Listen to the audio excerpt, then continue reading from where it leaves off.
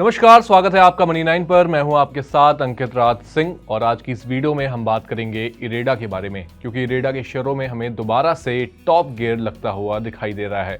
आपको बता दें कि इरेडा के शेयरों में आज 8.4% की यहां पर तेजी देखने को मिली, जो कि पिछले 3 हफ्तों का यहां पर हाई भी लगता हुआ दिख रहा है। आपको बता दें कि मार्च महीने में अब तक करीब 21% की रिकवरी हमें इरेडा के शेयरों में देखने को मिली है, जिसकी वजह से कहीं ना कहीं जो इसके निवेशक थे उनको भी राहत मिलती हुई नजर आ रही है। लगातार सितंबर 2024 से हम देख रहे हैं कि बाजार में जो है गिरावट का दौर जो है वो जारी है और इसी दौर में कहीं ना कहीं इरेडा के शेयरों पर भी इसका इम्पैक्ट पड़ता हुआ नजर आया था।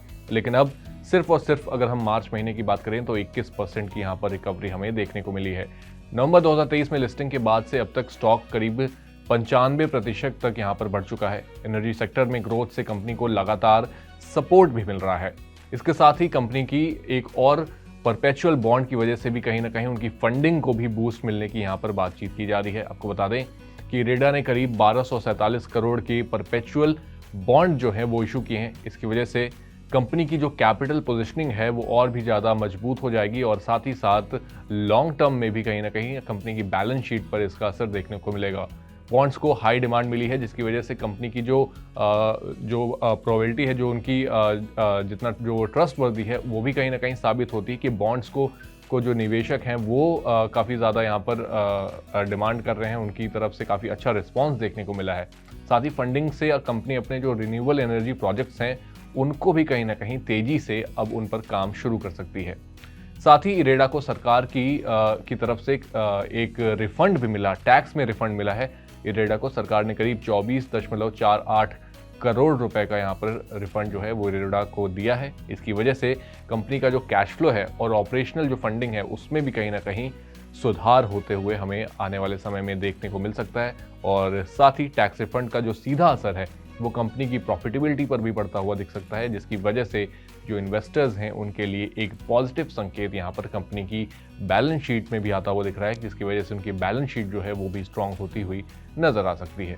चलिए अब आगे बढ़ते हैं और बात करते हैं कि आखिर एनर्जी सेक्टर की ग्रोथ का फायदा किस तरीके से इरेडा को मिलेगा। तो देखिए, ग्रीन एनर्जी सेक्टर में बूम के चलते इरेडा को लॉन्ग टर्म ग्रोथ में कहीं ना कहीं उसको फायदा मिलेगा।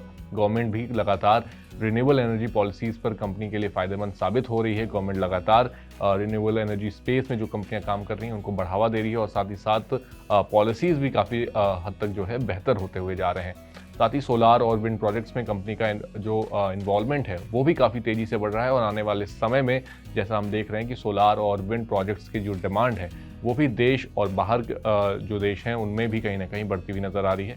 तो इसकी वजह से इसका एक बड़ा फायदा इरेडा को मिल सकता है। साथ ही एनर्जी सेक्टर में कंपनी काफ़ी अच्छी पोजीशन में इस समय पर काम कर रही है। तो ओवरऑल देखा जाए तो रिन्यूएबल एनर्जी स्पेस में इरेडा काफ़ी बेहतर काम कर रही है। कंपनी की बैलेंस शीट भी मजबूत हो रही है, कंपनी को अच्छा रिस्पांस भी मिल रहा है निवेशकों से। तो ओवरऑल कंपनी की जो पोजीशनिंग है वो काफ़ी सॉलिड है और फंडामेंटली भी काफ़ी यहाँ पर जो है बेहतर नज़र आती है। तो अगर आप रिन्यूएबल एनर्जी स्पेस में किसी तरीके का निवेश करना चाहते हैं तो आप अपने फाइनेंशियल एडवाइजर की सलाह लें, अपने रिस्क को समझें और तभी किसी भी शेयर में यहाँ पर निवेश करें।